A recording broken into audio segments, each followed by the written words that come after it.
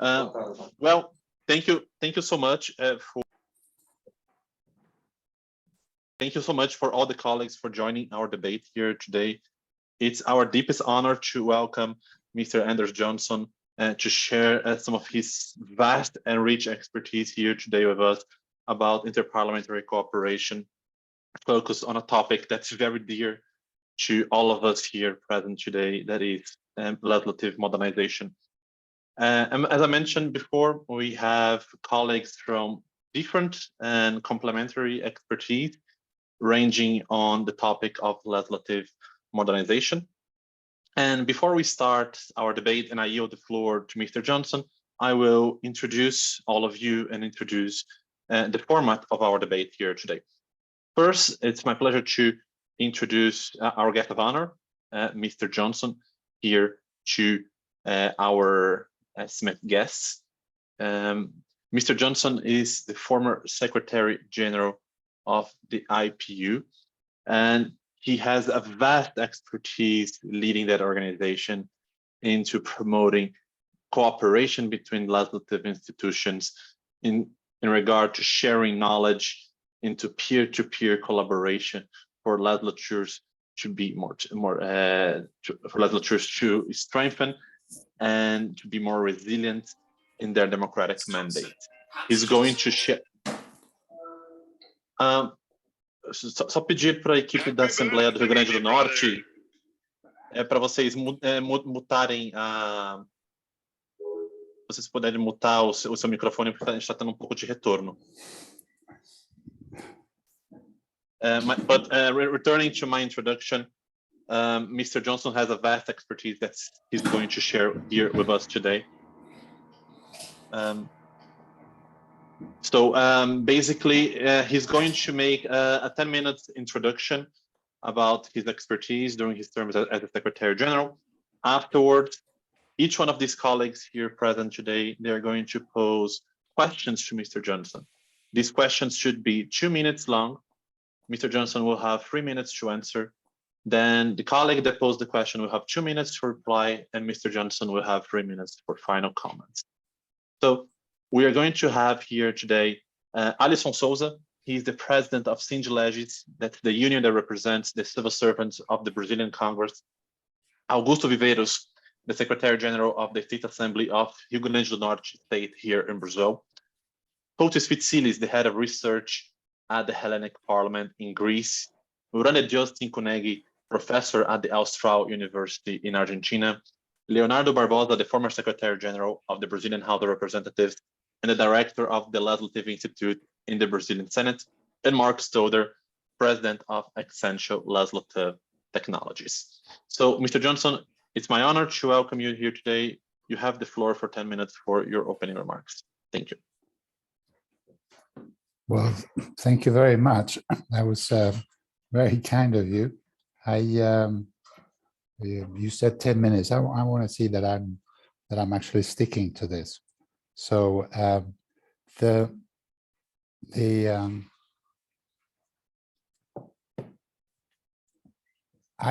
joined the organization, the Inter-Parliamentary Union, in 1991. It was not planned that way. I was doing something rather different, working at the United Nations. But I was intrigued by both the organization that I hadn't heard of and also the times we were living in. And just to remind you, 1991, the wall of Berlin had fallen a little longer than a year ago. And a wave of quote-unquote democratization seemed to be sweeping through the world. And it seemed to me that parliaments, in my very simplistic understanding of the subject, was at the very heart of democracy. So surely an organization that was promoting cooperation between parliaments in this particular age ought to have an absolutely brilliant future ahead of it. I mean, that was a little bit as far as my reflection on the subject then went. So I joined the organization. And at the time that I joined, the organization was an organization that throughout its history had focused on political facilitating political dialogue, facilitating discussion and understanding amongst members of parliament around the world. It had focused on promoting peace, and it had been instrumental, including in the creation of an international tribunal for arbitration that was established at the end of the 1899. So it had a history of promoting political dialogue. However, it did not have a history of promoting legislative modernization. There was an effort to start a program like that in the middle of the 1970s, when the predecessor of my predecessor, who came from UNESCO, became Secretary General, and who thought this was something that the IPU should be doing. But the effort didn't last more than about a year, and so when I arrived, this was one of the primary tasks that was given, to start a program for legislative modernization. And I quickly understand a few things. First of all, that with the fall of the Berlin Wall, a number of new organizations had been created, and a number of new initiatives had been launched.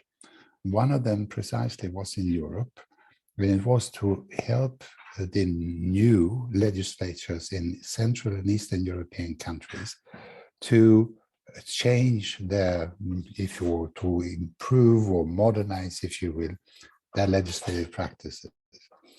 And countries in Western Europe, or parliaments in Western Europe, entered into bilateral agreements. So Sweden worked with one country, I believe it was Estonia, but I'm not entirely sure. Finland took another country. I'm sure Greece took another country, but we will be told. And then the US Congress, but also a number of US-based organizations also entered the fray, with the result that there was an overload of actors helping parliaments in Central and Eastern Europe to create, to modernize their institutions. So the remit that I got from the then Secretary General was create this program, but let's do it for the rest of the world. And that is actually what happened. The legislative program, though, that the program we created, which was essentially offering parliaments around the world to pull or draw on the expertise that existed in other parliaments, who agreed to lend staff to us to go on mission to these parliaments who were asking for this assistance, to give them advice on just about anything. It could be about basic organizational structure of parliament, but it could be about the training of MPs, it could be about training of staff, it could be about building up services, about redoing the committee system. It could be just about any aspect of it. And what the IPU was doing, we were facilitating an exchange between parliaments willing to help and parliament looking for support. I can go take you through, maybe later on in responding to the questions, how this assistance evolved and what it focused on, because clearly the situation of the recipient parliaments was the determining factor.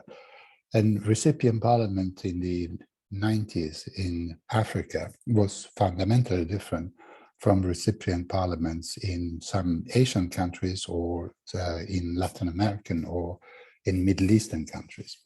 And therefore it was with the situation in the recipient country that determined the content of the assistance that was being provided. This is what the program that we started in the IPU started with.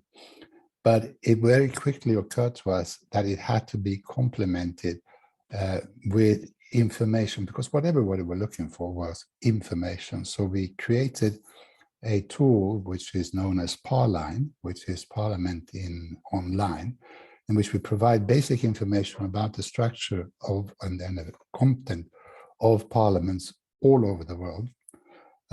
And we also complemented it by doing comparative research on different aspects of functioning of parliament. And we even became so ambitious, which you could be in the 1990s, to develop guidelines. If you were to do it today, I'm not so sure that it would be terribly well received, but in those days, you could do this. So we did, we came up with guidelines around electoral processes and also for the content of how a democratic parliament should aim to look like. All of this we did in the 1990s. And just to drive home a point that I think people don't realize these days, in the 1990s, you could very easily paraphrase Winston Churchill, and you can say during those 10 years, never before in history had so many countries undergone such fundamental change in such a short period of time. And almost all of it focused on the parliament and the system of governments in the country. Constitutions were changed, electoral systems were changed, parliaments were changed. And so that was a convulsion of activities going on around the world. Then we changed century, we moved into the current century, and the world changed with it. In those years, also in the 1990s, there was a greater focus on what was going on in your own country and in your immediate neighborhood. And therefore, inter-parliamentary cooperation focused very largely upon what was going on in the region. And you saw a birth of regional and sub-regional initiatives throughout the world, also at the parliamentary level. Whereas at the global level, international cooperation, global cooperation suffered. This started to pick up later again, but in those days, that was not the case. And all of these sort of tended to give color to the kind of assistance that you could provide and what maybe you should not aim to provide. But if I were to end my sort of presentation here, simply to say that before, I think I can say with a great deal of honesty that before the 1990s, there was very, very little inter-parliamentary cooperation towards modernization of parliaments. And it really did take off with the end of the Cold War and the beginning of the 1990s.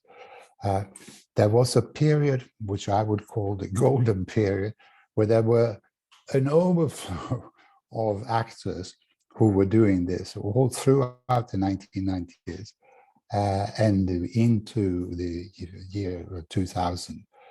Then it again abated. And of course, the content of what was being provided started to change. But the questions will give us many opportunities to come back to that later on. So I won't talk about that at this stage. But I would really leave it like that for the time being. Those days were extraordinary days. You could do extraordinary things.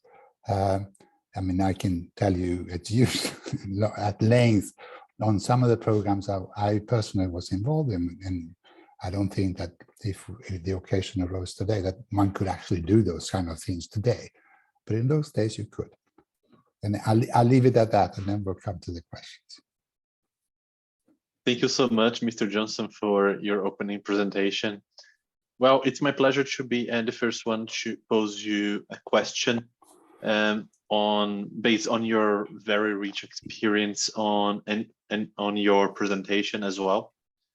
I had an interesting meeting earlier today with colleagues in South Africa, and we were discussing about the unprecedented level of cooperation and collaboration between legislatures during the COVID period in their efforts to maintain the institutions working either remotely or hybridly.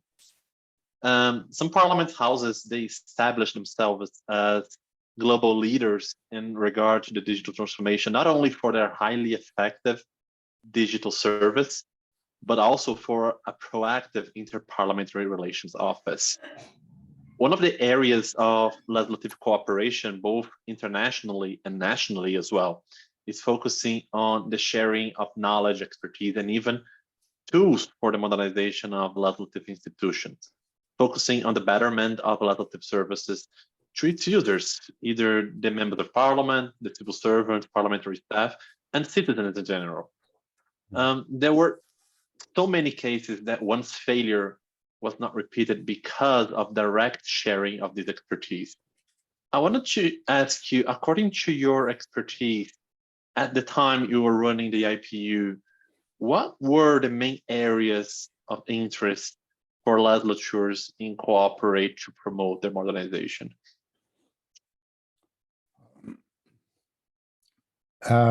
Well, my first conference as Secretary General, no, sorry, not as Secretary General, at the IPU, took place in North Korea in 1991 in April. I was brand new to the organization. I started 2 weeks earlier, and I had barely sort of gotten a hang of what I was supposed to be doing.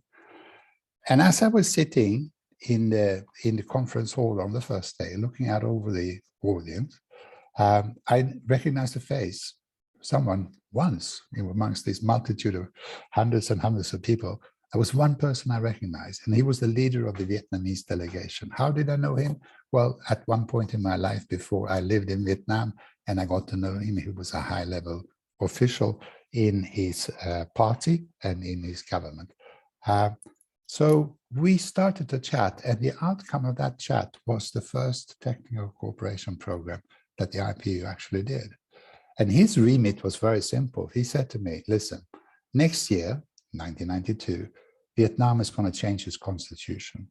One of the objectives of changing your constitution is to change the parliament and go away from having a rubber stamp parliament to a real parliament. So if you want to come and help us achieve that and give us advice as to what we should put in the constitution, and if later on, when we've done it, you want to come and tell us what kind of a parliament and help us establish that parliament, you're more than welcome. That I giving that example because it's a very real example about the kind of broad remits you could get at the very beginning of this period. Because many countries, I say Vietnam, and it's maybe an unusual example, but there were so many, or in Africa, for example, where they had gone through having come out of a colonial period, having relations between parliament, most cases rubber stamp parliament, and an overpowerful dictatorial government, frozen throughout the Cold War, and suddenly all of that changed, and there was a possibility to do something different. You had oppositions that were growing, who were demanding their say in politics. In all of these countries, you got the same questions. You know, if you have advice, give us advice about what kind of parliaments there are, what kind of things would you recommend that we think over, that we look at, etc. So what I'm trying to say is that in those early days, very often you got those broad, overarching questions about a parliamentary system, one as opposed to another, etc. Later on, that's changed, of course, because countries made their choices and they were in the driving seat, and they started to develop their systems. And then they are in the light of their needs as they perceive them, they then turn to us and say, well, can you help us with this or with that? From the very beginning, information and communication was a main topic. And I think it was there throughout my tenure at the IPU. And I dare say it is still a huge subject of technical cooperation and modernization in parliaments today, as it should be. So in those early days, we were talking about library systems, but very quickly it moved on to the introduction of information technology and digitalization eventually, etc., etc. And then a third area that that in fact, when I look back at the statistics the other day, constituted the majority of the cases, it was the administration of parliament. Ensuring that parliament has a strong administration and therefore focusing on the quote-unquote staffing aspects of it, on the training of staff, on the how staff are recruited and how they relate to the overall civil service, if at all, etc., etc. And those kind of issues was always a very major component. And then I would say as a fourth component, particular aspects of what Parliament does, for example, the budget process, or Parliament and the security sector has been a major issue in a number of countries around the world. We've got very much involved with that. But I mean, the committee system, the oversight function, all of those things also were part of these programs. And then before, I'm sure my 3 minutes are long gone, but before I go, let me say one more thing on this subject, because it's not often that people realize that at more or less at the same time as the IPU launched this program, we also launched a program to promote gender equality. And throughout that program, and still today, I think IPU is one of the most strongest proponents and actors to ensure that women and men have equal rights and have equal opportunities in Parliament and in parliamentary structures. And therefore, the technical cooperation program also very rapidly incorporated that as a component in its own work. Voila. Thank you so much, Mr. Johnsson. It's interesting what you said, because we notice in our daily work not only the similarities between the demands from different parliaments, from different political systems, either low-income countries, high-income countries, different regions, Latin America, Europe, Africa, Asia, Asia and Pacific, actually. They have very similar demands when it comes to their modernization efforts. I mean, of course, they are a unique institution. They have a unique political culture, administrative culture, rules of procedure, not to name a few. However, their demands and their pitfalls on trying to modernize are very similar. And a few years ago, we went beyond and we did a research, and we understood that devolved legislatures and subnational legislatures, they also have other challenges. And we started to wonder, how can we boost cooperation, since these colleagues, Secretary General in Brazil, for example, is having the same problem as the Secretary General in Vietnam. So how can we make these two colleagues talk to each other? Because in many cases that we witness that you may have a memorandum of understanding, you may have the formality of a cooperation agreement, but sometimes these colleagues having their WhatsApp number is far more effective, because they are freely sharing information and expertise.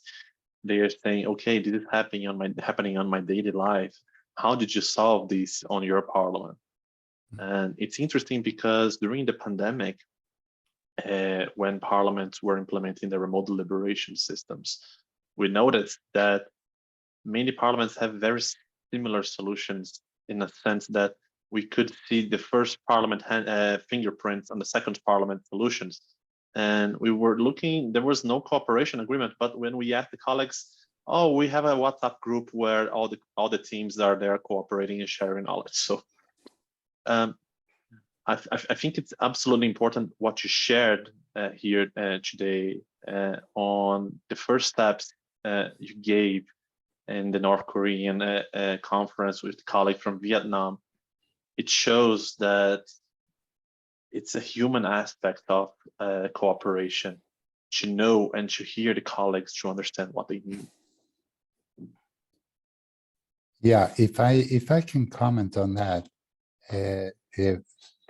I will come back to that on the last question that Juan has asked me. I think that the human aspect is throughout the most important one. We may build the most fantastic cars and the most fantastic systems, the most fantastic institution, but still today, this may change in the future, but I mean, still today, the ones who make them run are individuals, and how we act and how we relate to one another makes all the difference. So I agree with you, for example, on the networking aspect. There is a question later on this, and I might elaborate a bit more then. When the IPU was created in the late 1880s, it was the only institution of its kind. Shortly thereafter, a couple of other institutions were created, but that was it. And there were a Commonwealth Parliamentary Association, which was there was a Nordic Association. There was the IPU, and that was just about it for years and years and years. And this continued. Then after the First World War, a few more came, but it was really in the second half of the 1900s that we got more interparliamentary institutions. And I would say really after the end of the Cold War. And the last time I counted, there were something like 140 interparliamentary institutions, some more formal, others more informal than others. So I always thought that there was structures, there were, and then maybe even more structures than parliaments need, but making them work is what is so important, and using them. For example, there is the associations of Secretary Generals of Parliament. They do have a way of meeting formally, but most of them actually interact informally throughout the year, as I'm sure some of our panelists will confirm to us.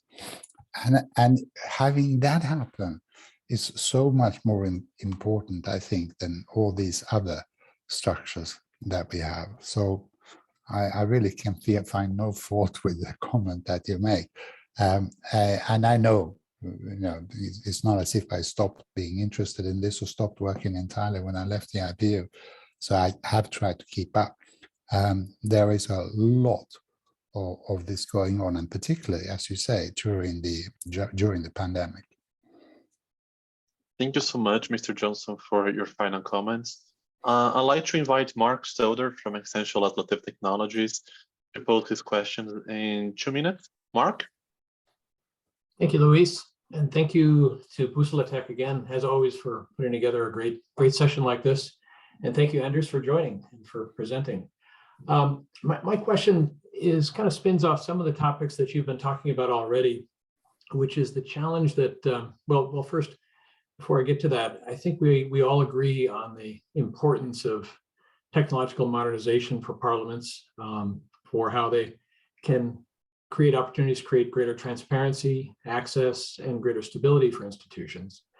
And we know, we've seen it work, we see its importance, but we also understand, and the IPU has consistently pointed this out, the great divide that happens between nations with greater resources and those with fewer resources, and those who are able to bring projects to bear, to take on modernization, to do important things to bring Parliament forward, and then those with less resources who really can't do much. And I know this is a challenge that you've identified in your time at the IPU, and even most recently, I think the report that was published just this week by the IPU on their World E-Parliament report noted again that even through the pandemic, the pandemic has also exposed the challenges faced by parliaments that lack the resources to deploy new methods of working to invest in complex digital platforms and services. So it's a problem, and it's one that continues to be vexing for all of us.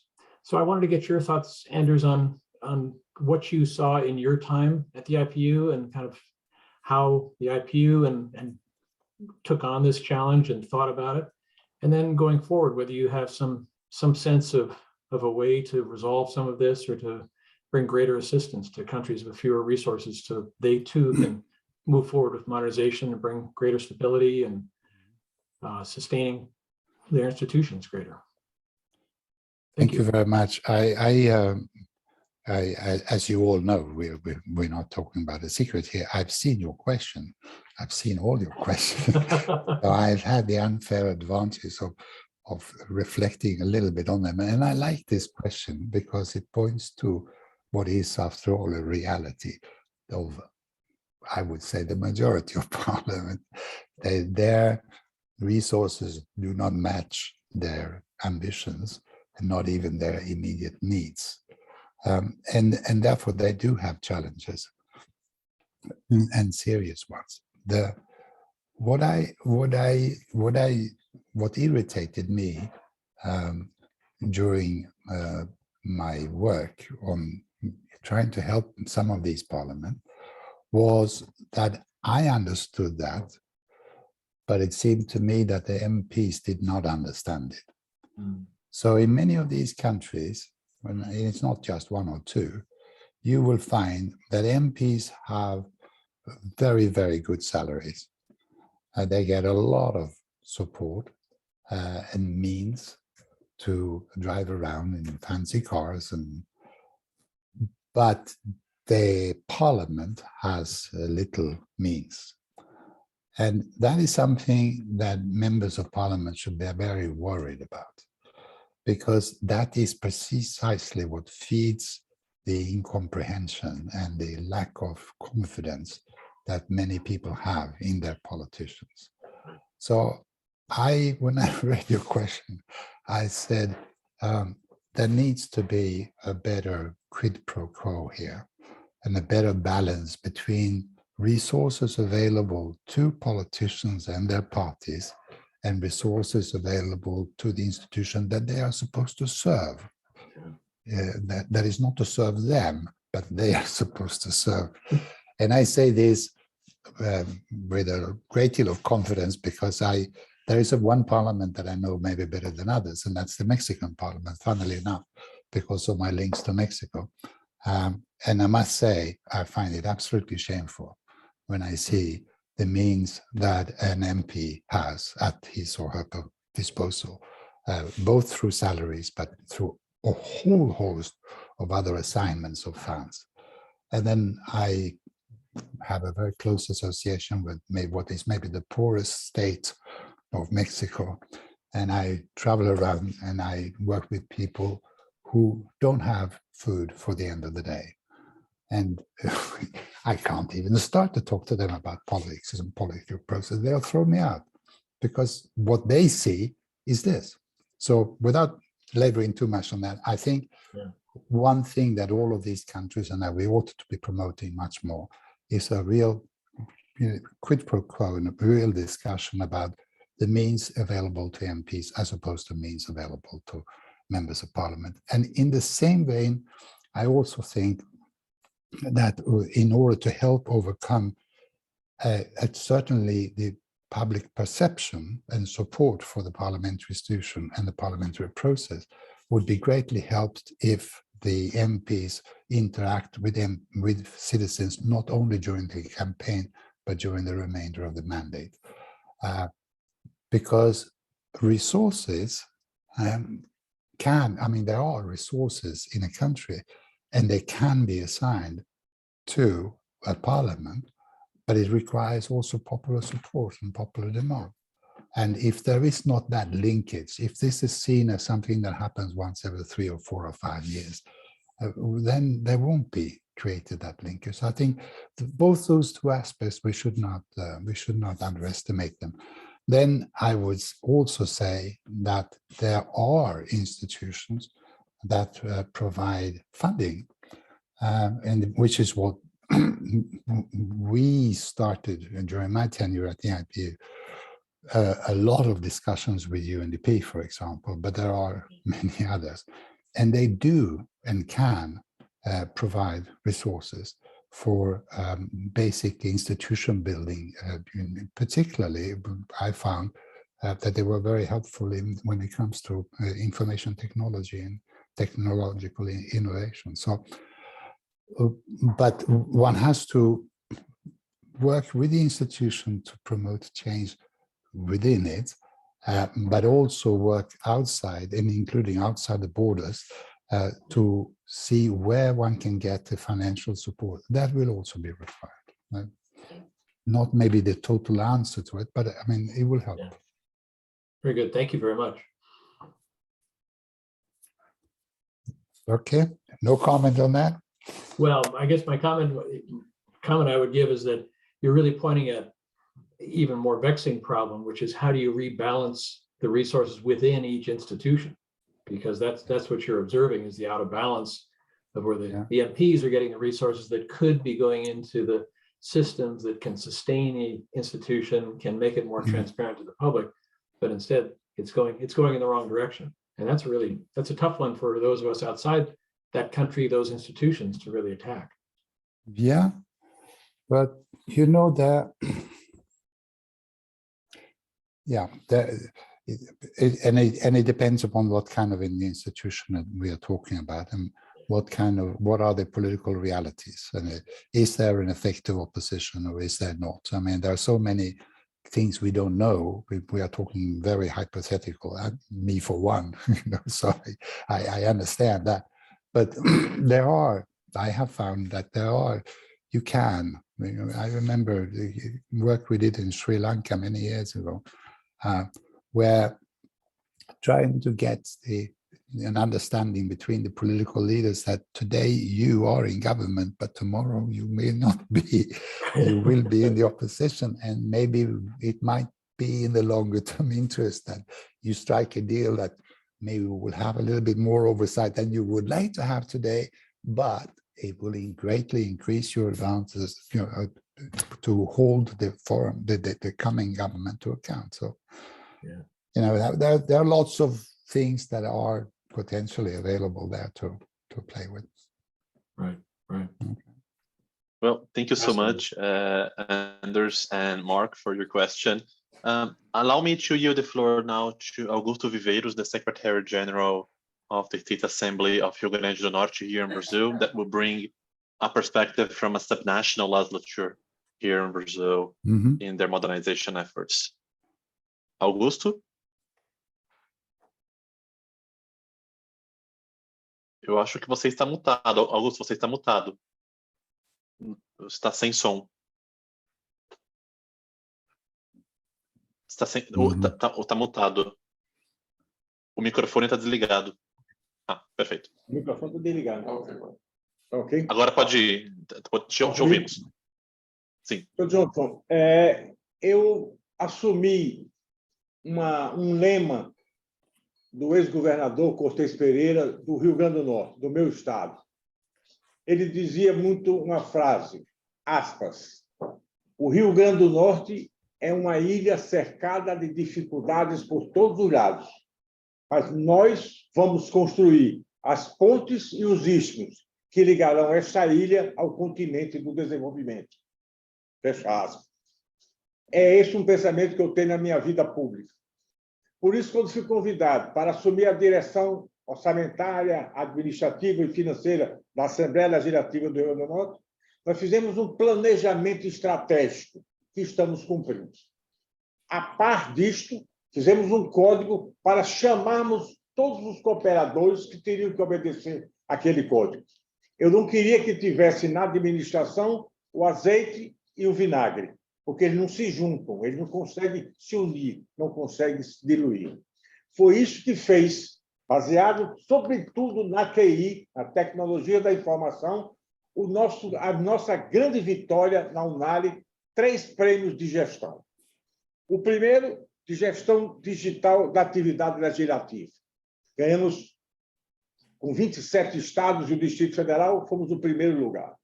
O segundo prêmio foi o processo legislativo eletrônico. E o terceiro foi a parte de recursos humanos. Nós estamos conseguindo doar esses projetos para diversos estados brasileiros. São Paulo, Espírito Santo, algumas prefeituras, Bauru, Natal.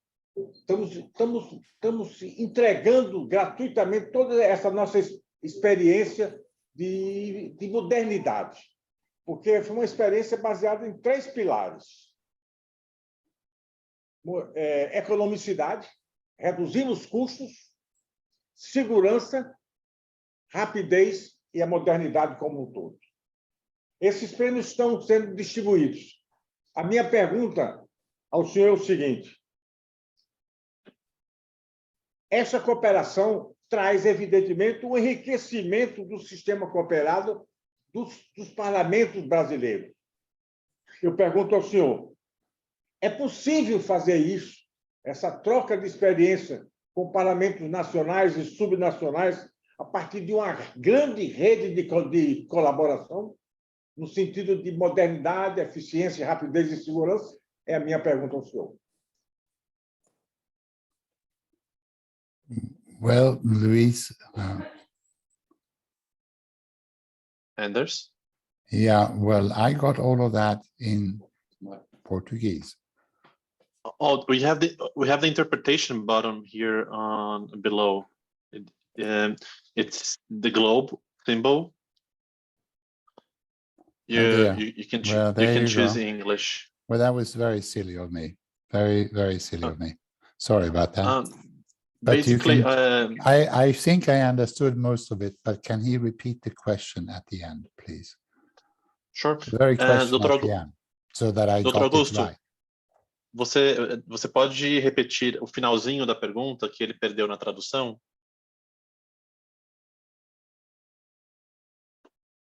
Augusto? Only the question at the end, huh?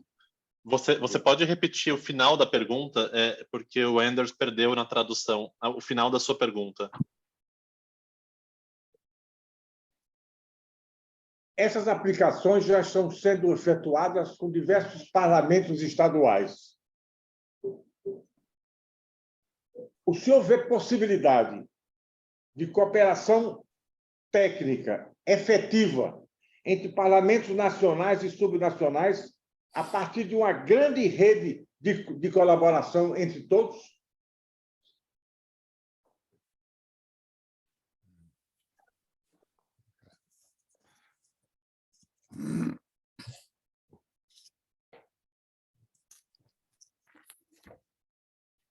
Okay, well, it's if I understand correctly, what our esteemed colleague is looking for is to see if there is a possibility for a greater sharing of information of this nature beyond the borders of Brazil and the subnational parliaments and the national parliament in Brazil into other countries and other regions.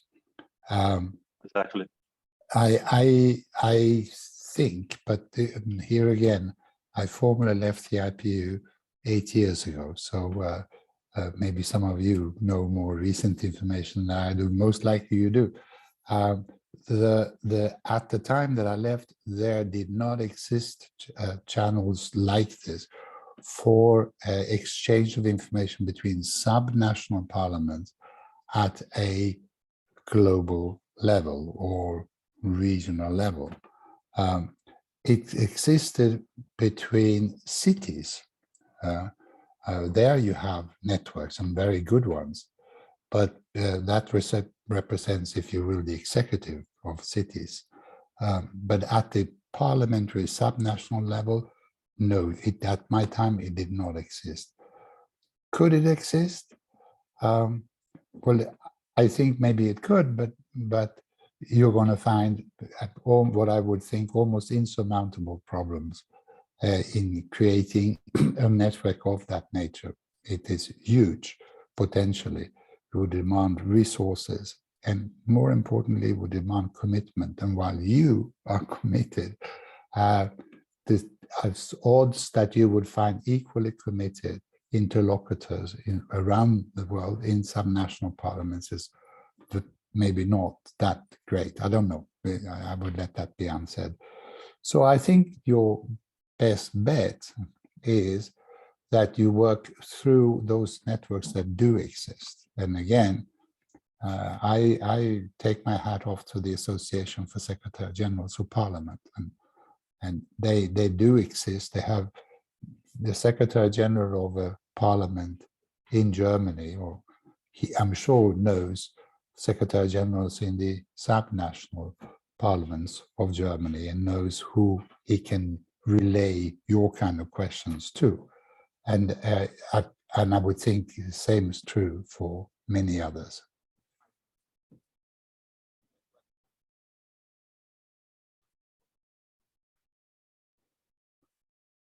Augusto, você gostaria de comentar em 2 minutos? Professor, eu já tinha até pensado se o senhor poderia ser o grande coordenador dessa rede. Eu acho que, com sua experiência, com o seu trabalho, com a sua capacidade, sobretudo inteligência, poderia coordenar essa rede nova, porque é um princípio que nós estamos pensando. Só para o senhor ter uma ideia, hoje nós estudamos o que nós estamos chamando aqui no Rio Grande do Norte de DDD, Democracia Direta Digital. É um processo novo que nós estamos estudando para que você aproxime-se do povo, para que o povo possa também votar, dar opinião naquele processo legislativo que a Assembleia está fazendo. É um estudo que nós estamos fazendo através da Diretoria de Tecnologia da Informação, do senhor Mário Sérgio Gugel, para que a gente tenha uma coisa moderna. Então, é democracia direta digital. Ainda está em fase de experiência, ainda estamos estudando. Então, o que nós queremos é dar sempre um passo à frente, trazer economicidade ao poder legislativo, trazer rapidez ao poder legislativo, trazer segurança ao poder legislativo. E é isso que nós fizemos no recebimento dos prêmios, que estão sendo executados já em 4 estados, e sobre tudo isso. Se o senhor pensar, o senhor pode ser o coordenador dessa grande novidade, desse grande processo moderno de tecnologia da informação.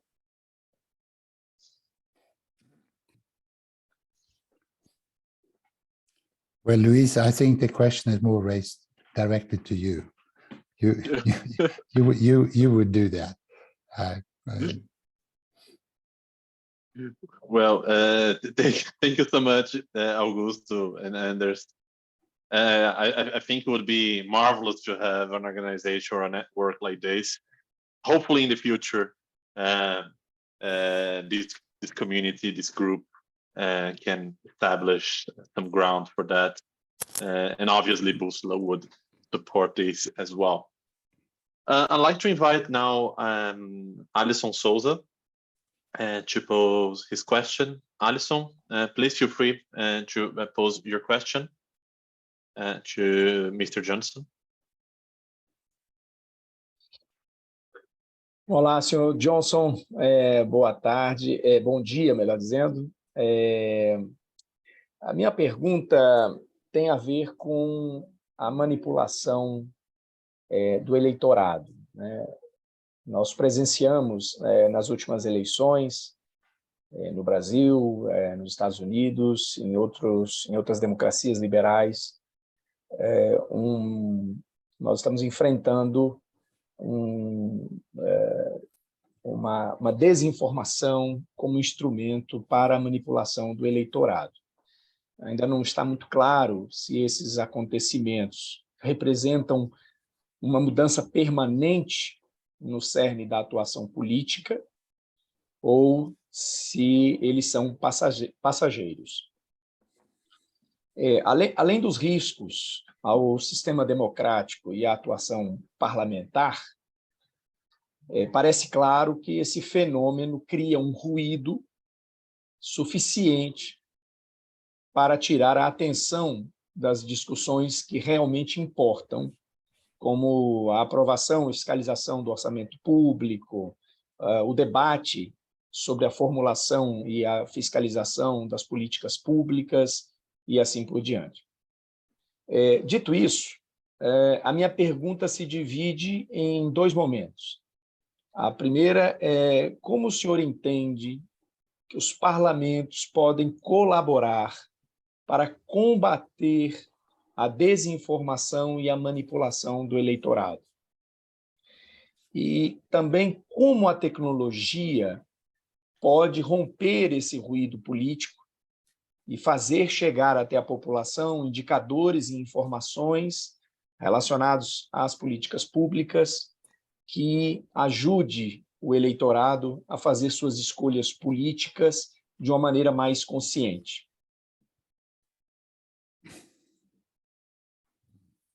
Anders, did you hear that in English?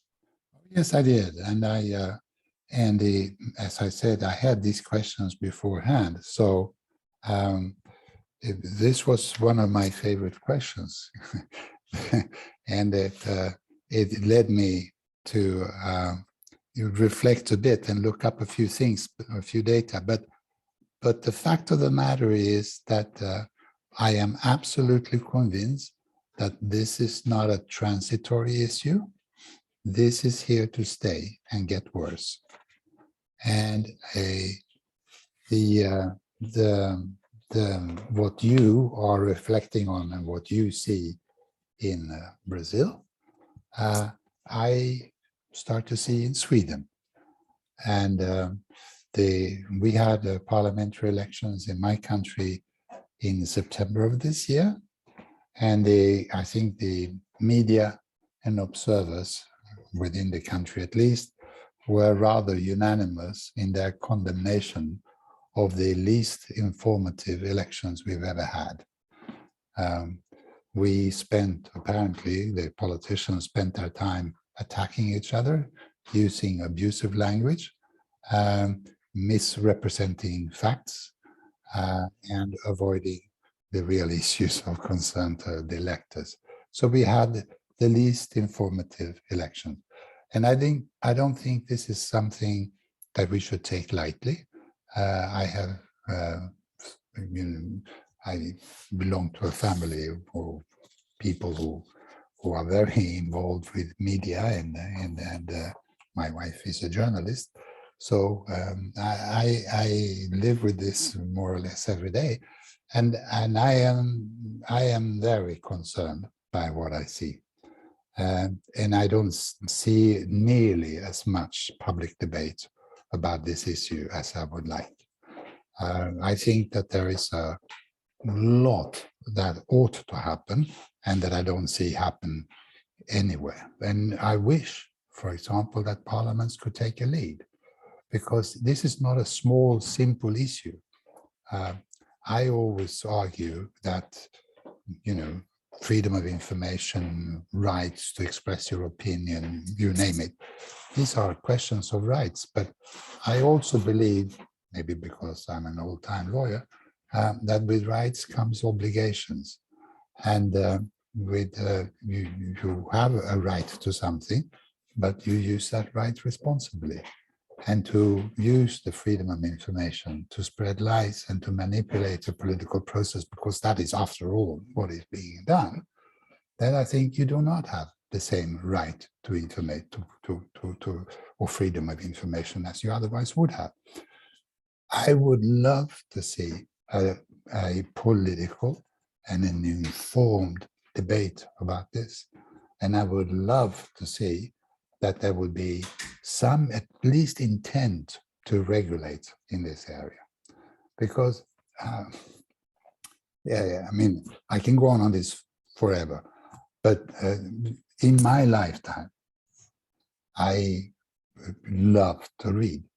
And I don't love to watch television, but I love to read, and I read all the time. But I also noticed that the way I read has changed over the years. When I was younger, I read what I wanted to read.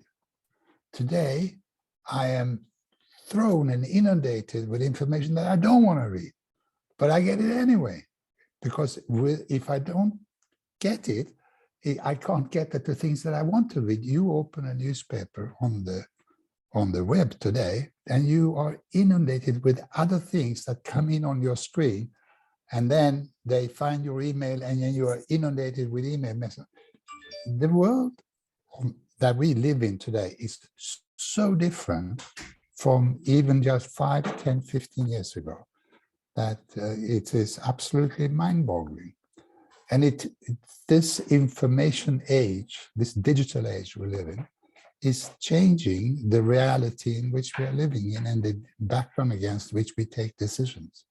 So I don't think this is a small thing. I think you're pointed to a very, very big issue that goes even beyond simply affecting the elections. It affects how we live today and the kind of world we are building.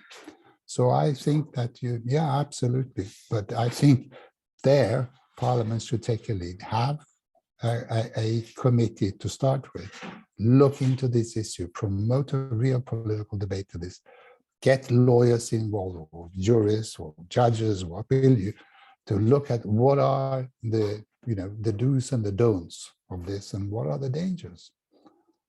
Because, as I said at the very beginning, this is here to stay. Sorry. Alison, your comment in 2 minutes. Essa é uma grande preocupação, de fato.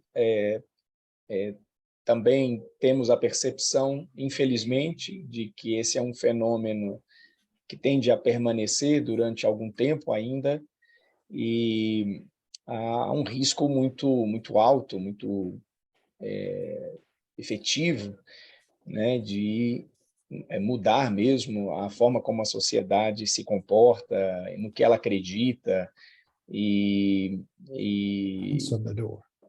a minha preocupação maior é que parece que todos os assuntos tomam a mesma proporção e a mesma importância, e isso me parece muito desgastante, porque na medida em que tudo está no mesmo nível e não há uma priorização do que se deve discutir ou do que se deve priorizar, então nós perdemos o fio da meada no que diz respeito à pauta do Congresso, à pauta do Parlamento.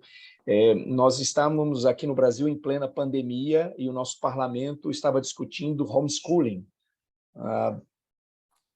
num país onde grande parte da nossa população sequer possui rede de internet para acompanhar as aulas, acompanhar as lições dos professores, e isso é algo bastante perturbador no meu entendimento, porque cria uma separação, uma dissociação entre o que se discute dentro do parlamento e as necessidades reais da população e aquilo que ela espera como decisão de futuro, encaminhamento de questões que são importantes. E vivemos uma espécie de distopia, e isso me deixa muito preocupado em relação à qualidade das leis que faremos ou das discussões que temos no âmbito dos parlamentos.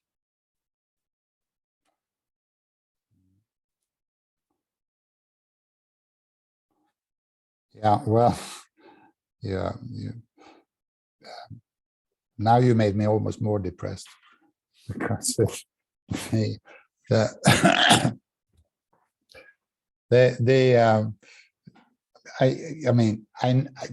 realities you face, the realities I face, the realities all of us face in our respective countries are, of course, colored by excuse me, the political realities existing in our country and our institutions. I wish things were different just about everywhere, but these are the realities we have, and we simply have to make the best of them. It sounds very silly to say, but I mean that you have a second part of your question when you say, how can we leverage technology to break through this political noise? And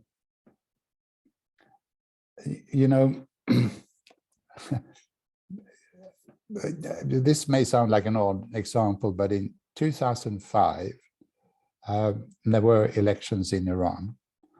And within a day or two, the authorities declared that President Ahmadinejad had been elected. It was impossible that the vote count could have taken place that rapidly in the country that had never done it before. It was clear that the authorities wanted to come out very quickly and declare the winner, although the winner might have been somebody else.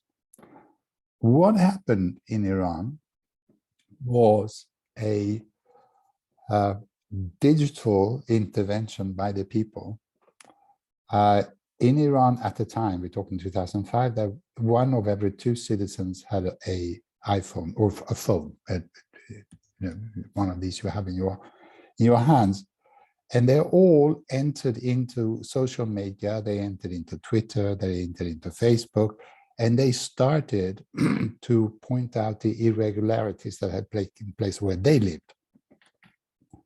And it almost toppled the regime. It didn't, but I mean, it almost did.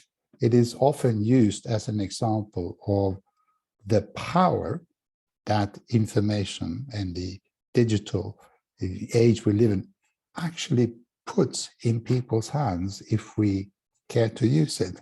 One would hope that one uses it in a good direction. For the purposes of our discussion, it would be to force a debate on how information technology works today. In those days, it was to force a public understanding of what was happening in relation to those specific elections. You may then respond to me and say, yeah, but I mean, that's all very nice. But in the United States, in the elections in 2020, that same technology was used to create an impression that the elections had been stolen. So, I mean, it works both ways. I still like to think that much as this tool or this digital age we live in has its huge dangers, it also does give us, if we feel strongly enough, an opportunity to intervene and to insist and to create, or if that needs to be, a public opinion in support of reflection and change. Just thought. Thank you so much, Anders and Alison, for this round. Allow me to yield the floor now to Leonardo Barbosa, the former Secretary General of the Brazilian House of Representatives and the Director of the Legislative Institute in the Brazilian Senate. Leonardo, please feel free to use the floor. Oh, thank you, Luís, Kimaid, and all the Bússola Tech team, once again, for putting together this great event, and of course, for inviting me to participate in this conversation with one of the most seasoned jurists of parliamentary democracy in our time, Mr. Anders Johnsson. Mr. Johnsson, it's a pleasure to have you here with us today. So I greet all other participants in our roundtable, where I see some friendly and familiar faces, such as Mark, Fotios, Juan, Alison, and of course, Augusto. It is really great to join you all today. So, Mr. Johnsson, I think my question relates partially with Luís and Mark's concerns. We're expected to talk about how parliaments cooperate to promote modernization, but modernization is or should be means to an end, and I believe that this end, this goal, is IPU's primary concern, which is democratic governance. We want modern parliaments in the sense that we want transparent, accountable, and responsive legislatures. But democratic governance depends on a particular kind of environment to grow and mature. Yet, many parliaments, and we could think of Brazil, for instance, are highly unstable and a kind of hostile environment prone to regular and sometimes drastic changes in leadership's direction. So while the democratic part of this equation seems to be okay, given the inherent political context of parliamentary decision-making, the governance side looks more challenging. As you mentioned before, the human aspect, for instance, is so important when it comes to running and coordinating complex institutions such as the parliament. So I wonder, what are the most successful experience you are familiar with when it comes to building strong governance within the administrative and legislative support teams of parliaments? And what are, according to the IPU's experience, the cornerstones of an organized bureaucratic structure for legislatures, aware of its role in promoting transparency and accountability, including through the appropriate use of technology when it's the case? So many thanks for your time. Yeah, that was not a simple question, of course. Shouldn't be, but I mean, it wasn't. I mean, parliaments are political institutions, first of all. I mean, who am I telling this to? You know that better than I do. And parliaments is the institution of the politicians and with different political views and commitments to party agendas, etc., etc. And all you say about the instability of that, with the challenges that poses, is true. That is why it is so important to have a stable institution. One of the things we did during during my tenure at the IPU was to look at, how do countries do this? How do countries build a stable institution? And of course, the people who run the institution, where do they come from? And I at the time, I was surprised with what I found. I thought, in my innocence, that a parliament had its own staff, and you went in there and you had a career, much as like you went into a bank or you went. Well, that's not true. It's parliamentary staff often comes from the civil service, or in some cases, yes, there is a civil service for the parliament. But that is actually, I don't even know if it's half the cases that is like that. More often than not, there is an intermixes. And I'm not talking about a country like Brazil, but in some African countries, you would find even very senior staff who come in for a year or two with the new leadership, and they run, or they have senior positions in parliament, and then they go back to their old job or a better job in the civil service. And that does not lead to stable institutions. That I am very convinced of. So creating a parliament that has a basic bureaucratic structure with staff that, through the way they are recruited, trained, remunerated, etc., feel a certain amount of loyalty to the institution, and also feel that their future could be linked to this institution.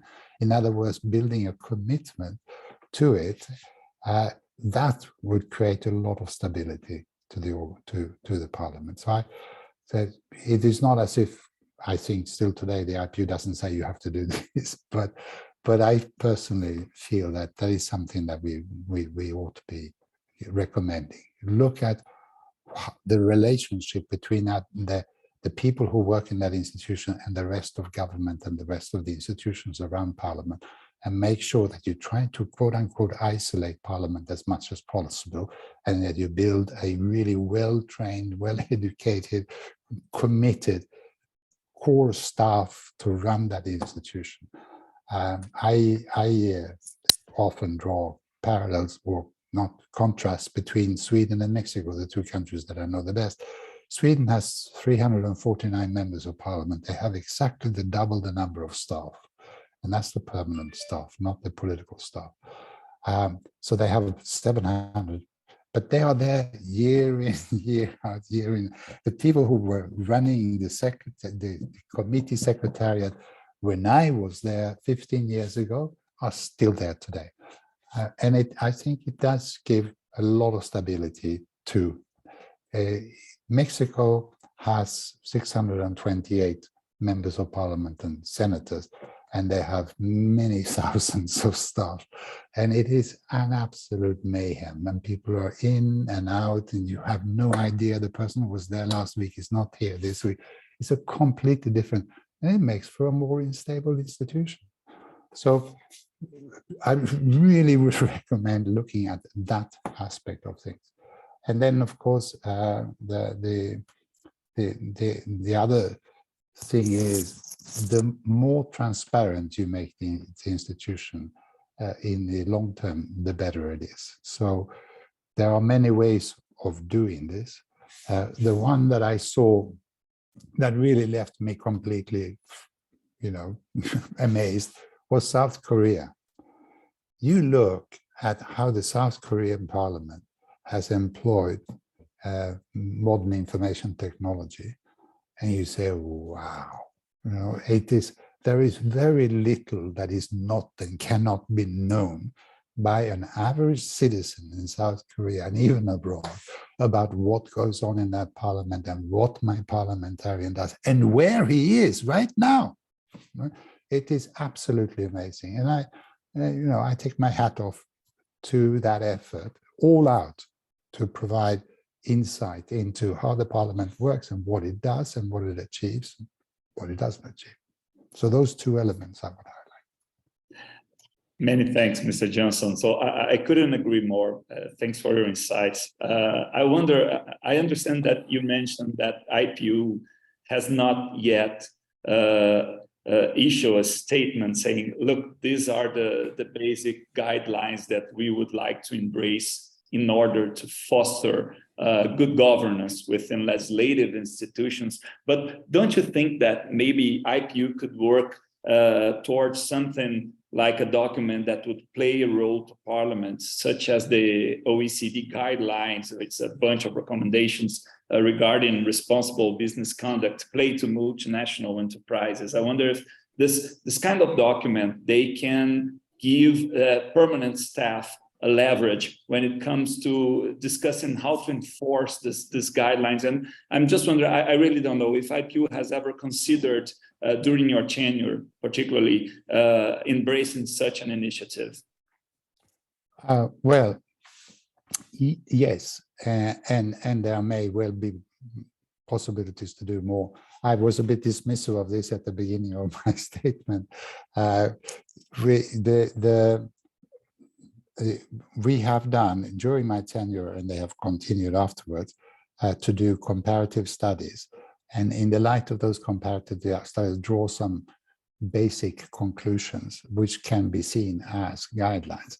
In the area of gender, they have gone very far. Probably still not far enough, but they've gone very far in giving you very, very clear guidelines as to what you can and should do in order to achieve greater gender equality. But when it comes to the function of parliament, in some areas they have, there is no reason why this area should not be the subject of that. There was, but then again, don't fault me for not knowing everything that they do in the IPU today. I've left the organization, so, but why it? I mean, you're a leader yourself within the Brazilian parliament. I would suggest that you take it up with your colleagues and with the IPU and with the SGP, and I'm sure that they will be receptive to the idea. The notion that one could make recommendations for strengthening the institution of parliament through its administration, I think is a good one. So, there's no reason why it couldn't be done. It has been done in other areas, and it can be done in this, I'm sure. Don't know if it helps. Thank you so much. Thank you so much, Mr. Johnsson and Leonardo as well for your round and this very interesting debate. It's my pleasure now to welcome Mr. Fitsilis, the head of the scientific service of the Hellenic Parliament in Greece. Fotios, please feel free to pose your question to Mr. Johnsson. Thank you, Luís. Thank you, friends, and particularly Mr. Johnsson. It's a great pleasure to meet you, sir. And by the way, I have heard a lot of fascinating things from you today, and I have been quickly searched the internet for finding any book that you have written in the past years. I haven't found any, so I would strongly suggest that you start, that you move on with it. It would be really a great piece of work, and for next generations, or for the current generation, to learn how much has been done in the parliamentary community in the past years. So allow me just a brief question, and this has to do, well, it is all about cooperation that we're talking today, and about parliamentary cooperation, of course. And this has obviously several advantages. I would like to stress out a particular one, the one of utilizing resources more efficiently, for instance, through standardization. So the question is, and I would like your thoughts on this, because I don't think this is something that can be solved immediately. It has to be designed and planned over a very lengthy period. Would it be possible that at regional scale, or maybe on a bigger scale than just a local or national parliament, would it be possible to use parliamentary cooperation to cluster parliaments, to cluster parliamentary activities, and so build systems, particularly digital systems, but also other procedures and for exchange of information, for instance, or deliberation? Would that be possible according to your vast experience? And through this cooperation and through this standardization of systems, promote transparency, promote cooperation, and of course, lower substantially the costs that are related to those systems. What would be your first thoughts on that? Well, I am throwing my papers around here because, first of all, to tell you that when you started your question, or before you started your question, however you like to put it, you made me think of my children, because this is what they've been telling me for the last so many years. So I have started, and it's sort of on its way. So thank you very much. With regard to your question, it seemed to me that the person who has at least part of the answer to your question is Mark Stodder, who is I still think still with us. Yes, indeed, he has part of the answer, but I want the whole thing. Yeah, but the you know, when I mentioned earlier that there has been a growth of parliamentary structures and networks of cooperation, and I'm sure you know that after the IPU, the first one was actually based on the parliamentary system of Westminster, and it is the Commonwealth Parliamentary Assembly. Not that many years later, the Francophonie and the countries that are inspired by the French system did the same thing.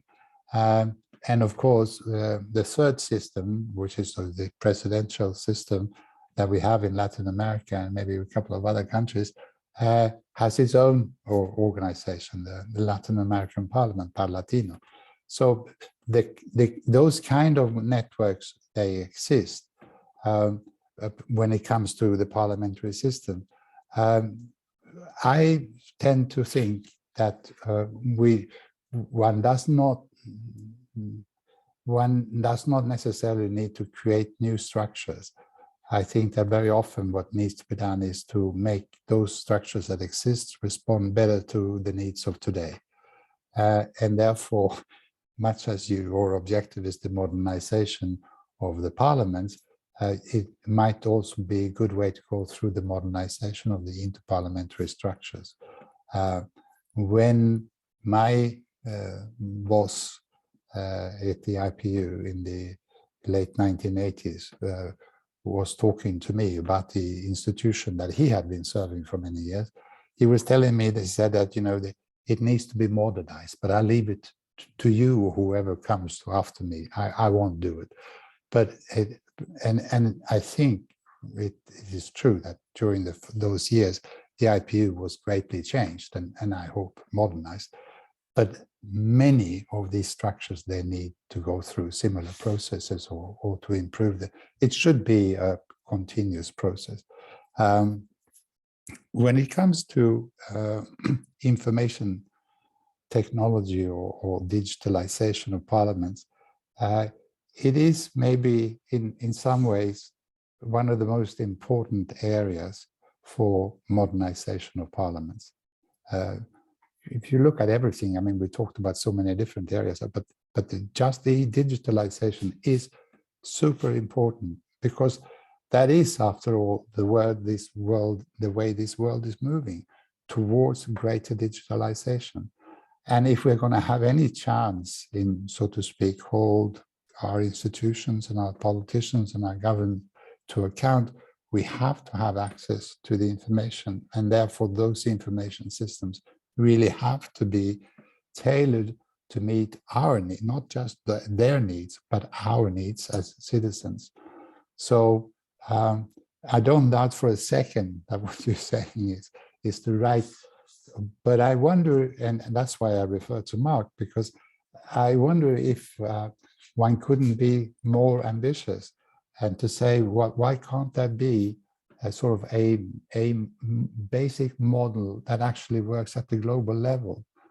Because let's face it, yes, in a particular country, let's say the UK or somewhere, they have their systems, but they also do want to communicate and learn from countries that are not like them. Sometimes they are countries that have something which is revolutionary and new to them and useful to them, much more so than somebody who is in their own system. So anyway, these are on the top of my head a little bit, the thoughts that I have of, aim for a global system, or at least a basic global system, and then make the existing structures respond better to the needs that you have identified. Thank you, sir. Thank you, sir. It's very clear and understandable. I don't have any follow-up question. I mean, we can have a separate debate on that solely. So, thank you for this. Of course, we are cooperating with Mark since many years, even before the pandemic, and I think too, as a small summary on my side, I think too that Parliament should move towards greater digitalization and integration of new technologies, embracing new technology rather than be very careful. Because the problem is that all these technologies move faster than parliaments do. So it's very dangerous because just wait for the constitution, as you mentioned, to change. The constitution changes very, very slowly. So if we wait for so long time, it could be, and I would put a full stop here, that parliaments gradually become irrelevant for the citizens, and they look upon other ways for them to be represented that we might not like at all. Thank you very much. Well, thank you so very much, much, Anders, Luís. and thank you so much, Anders and Fotios. Apparently, there is Article 14. There was in the rules of procedure here in the Senate in Brazil. Mark was mentioned, namely. So, Mark, if you want 30 seconds to answer anything, please feel free to do it. No, that's terrific. Great discussion about this. But it's also, we think, yes, we should modernize, get the new technology in and do these things. And this is for a separate discussion sometime.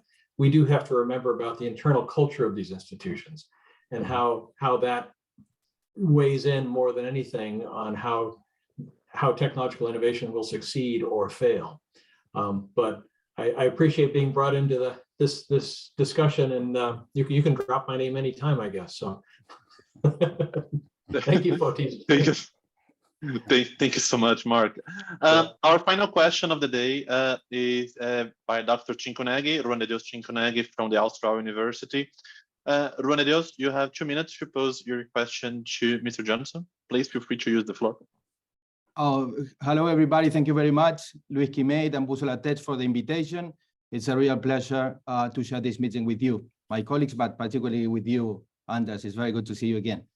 Well, I want to ask you about the attributes associated with a successful parliamentary modernization process, but be patient because I'm going to add a couple according to the expositions of our colleagues, their questions and your answers. So although these are common attributes to any aspect related to parliament or any other institution, I would like your opinion specifically about interparliamentary cooperation and the modernization of parliaments. So basically leadership, vision, organization, standards, discipline, sustainability or continuity, political dialogue, institutional consensus, a democratic process, an institutional or state process, human resources, technical capacity, including ICT, of course, digitalization, financing, equipment, internal culture that was mentioned by Mark a few minutes ago, good faith and ethics, local characteristics and realities that can be assimilated to internal culture,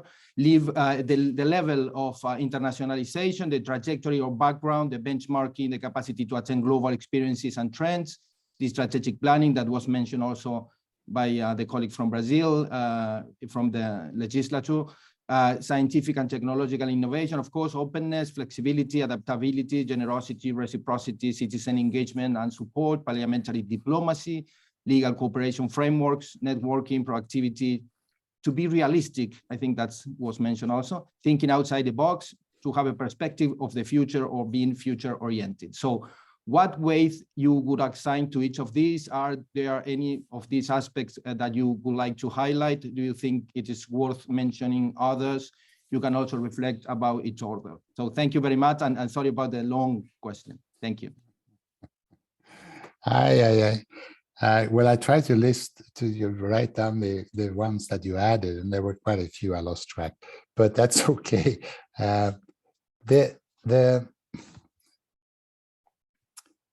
I'd never thought of it in those terms, so it was a new question to me. I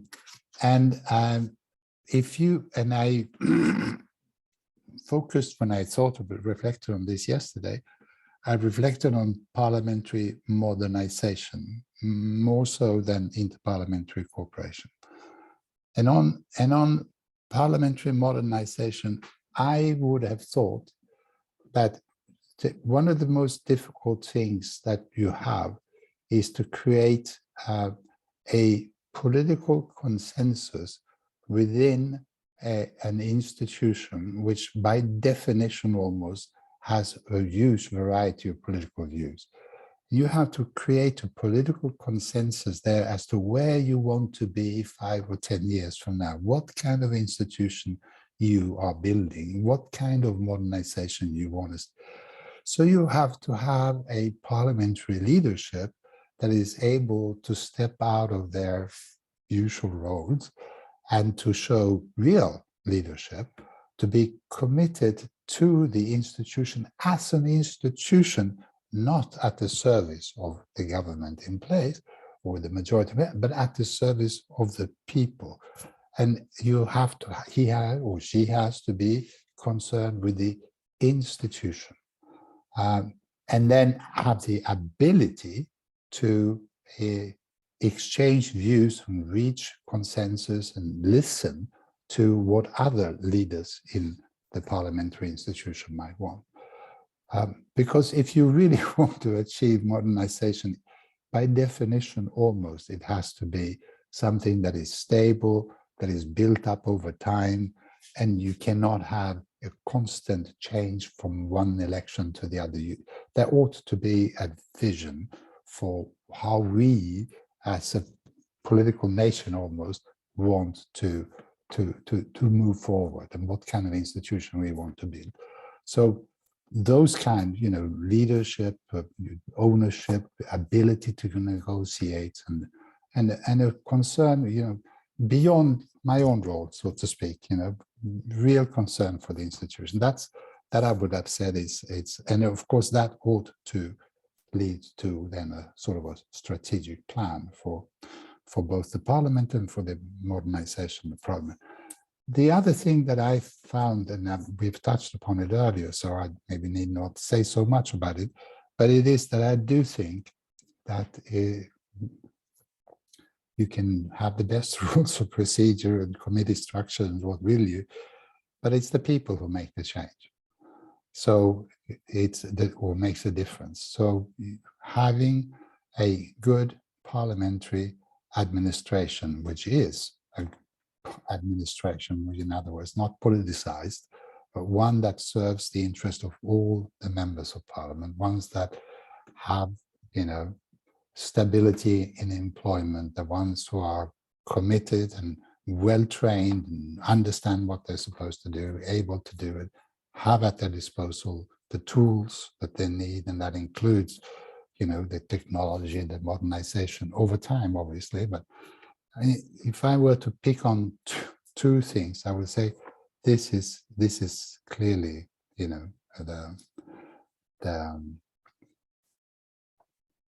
this is clearly the abilities, or however you want to qualify them, that I would be looking for. All the things you have mentioned are of course, you need it all. But I mean, this is how I really see the question of modernization. When it comes to the inter-parliamentary cooperation, yes, of course, sense of diplomacy but more than anything, how will I phrase that? If you work for, or you work in international cooperation, you have to have a real sense of equality. You are not coming there to teach people what to do. You are all equals. We all have equal worth. It's not because I come from here and you come from there that I or you are more than the others. We are here together and we are working together, and that's so a sense of equality, that that we're all equals. I think that is super important in inter-parliamentary cooperation. And then, if you will, a sense of diplomacy, it doesn't hurt. I'm sure. Short answer, I would say these things. Yeah, I think it's Luís. Please feel free to use the floor for your final comments. Thanks a lot, Luís. Anders, I think it's a wonderful answer. Also, I agree completely. I just want to remark that I think that good faith is important. You mentioned several times real leadership, real consensus. So because you mentioned also the question about the culture of the country that is going to in charge of the process of modernization, or even a part of the inter-parliamentary cooperation. So because my experience and the experience not just of Argentina, but other countries, that there are a lot of things that we don't know, and it's very difficult to understand. You need to be local, or you need to, in some way, I don't know, to work a long time or to research about parliaments, like everything. There are things that are not clear, are not in the surface, it's nobody talks about that, except very special situations, so very special relationships. So I think it's really tough. There are a lot of mistakes because we think that we understand to the others, and we really don't. Our complex systems. We talk about politics and of course human beings. We are not easy. We are complex. And so I just want to ask you about the wonderful experience that you explained it at the beginning of your intervention, what happened in the 90s, the big change geopolitical in the world with the new nations and all that. And of course, when you started for first time a process of modernization and inter-parliamentary cooperation and so on. Because what is happening nowadays is that we are living a very incredible change in society, in the world, but not because geopolitical issues necessarily. If you forget about Ukraine and Russia, if you forget about the COVID-19 pandemic, you forget about all that, and you see our parliaments, and our parliaments are having a lot of trouble because our own systems, because what is changing in society, because everything you have mentioned about ICT and all the things that are happening in our new society, which is changing very fast and very profound and deep. So my question about that is, don't you think, because modernization, international inter-parliamentary cooperation, all that is based on a very old basis already? And that's one situation. I want to ask you about that. And we have, for example, still HDP with the same program in the 90s that they created to help to the Eastern European countries. Same one, exactly the same ones. There are no change, no adaptation to the reality nowadays. And then just one example. And then I think this is also very important. There are global trends. So all parliaments have an agenda, which is global. So everybody's working the same things, artificial intelligence and others, but it's not the same thing. For some, it's just marketing. For some, it's just to take advantage of that, not for a good thing, but even for just in favor of their political party or so on. So I want you to ask you about that, because not everything is the same thing. How we guarantee to have modernization processes with high quality, transparency, real processes, as you said. I love that you use the word real all the time. Real, exactly. Thank you so much, Juan. Anders, This is where we start the second conference, right? This is where we start the second conference, no? If you can keep your answer in like 2 minutes, that would be much appreciated. No, I understand. No, I love that. First of all, yes. If you but this I learned long before I started working in the IPU, because I started working in international cooperation straight out of the university.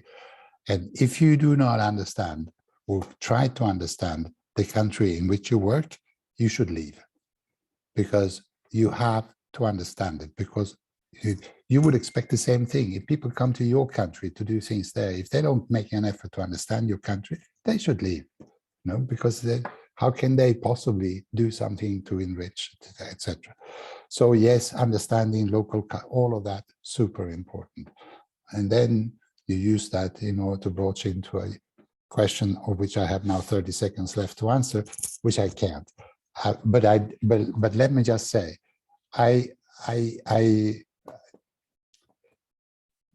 institutions, and that includes interparliamentary institutions, are responsible to their members.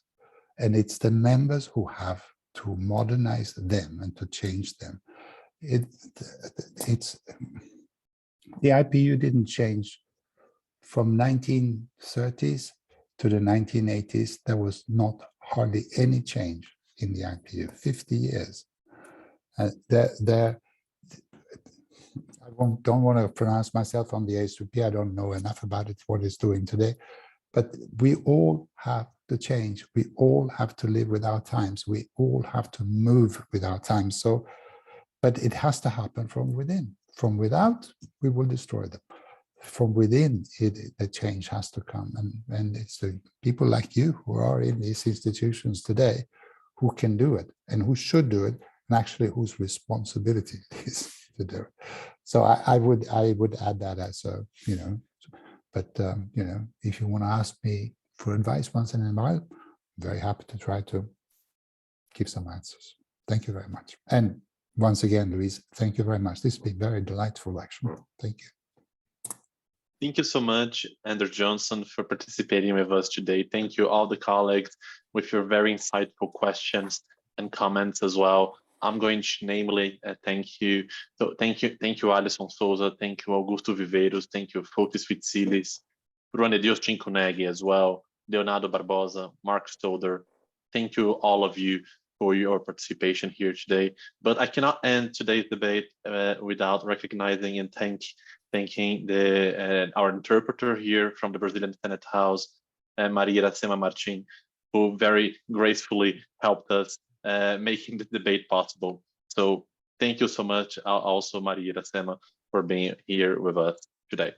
So I wish all of you a pleasant remaining of the day, or to the colleagues in Europe, remaining of the evening. Thank you so much, and have a good day. Yeah. Thank you very much. Thank you. Thank you. Bye-bye. Thank you. Thank you. Take care. Thank you. Thank you all. Many thanks. Bye-bye. Bye-bye. Obrigado.